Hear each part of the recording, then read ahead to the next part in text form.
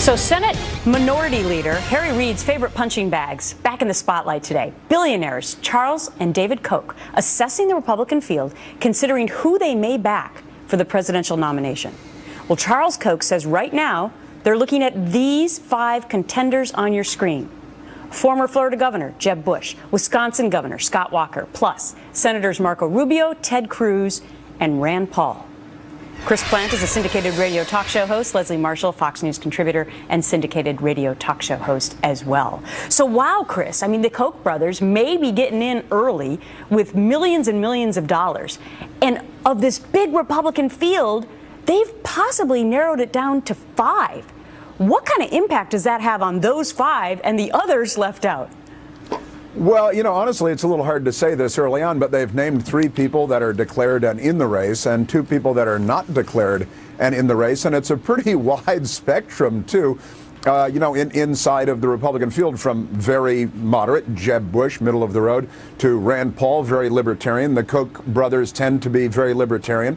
One of them helped found the Cato Institute, the leading libertarian think tank in Washington, D.C. Right.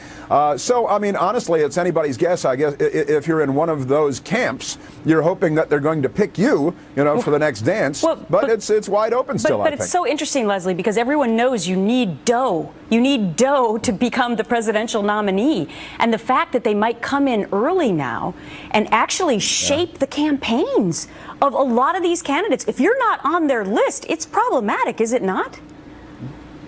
Absolutely, especially with the type of campaigns that are being run, and like we have seen in the past couple, especially not just presidential elections, even in the midterms, the amount of cash that's being dropped, and the Koch brothers have a lot of cash in the bank. I think it's worth pointing out, though, that it seemed that Scott Walker was the guy. I mean, David Koch at first said that. They said, write a check to Scott Walker, and I think he's backpedaled a bit, especially aligning himself with a hawk on immigration, Senator Sessions, right, of Alabama. Yeah. And the Koch brothers definitely are pro-immigration reform because they think it's very good for their business. Real quickly, Chris, how dangerous is it for the Koch brothers to put in millions of dollars on candidates who haven't even really done a lot of interviews yet, in some cases haven't even declared? What if some, big bomb goes off and their candidacy is over?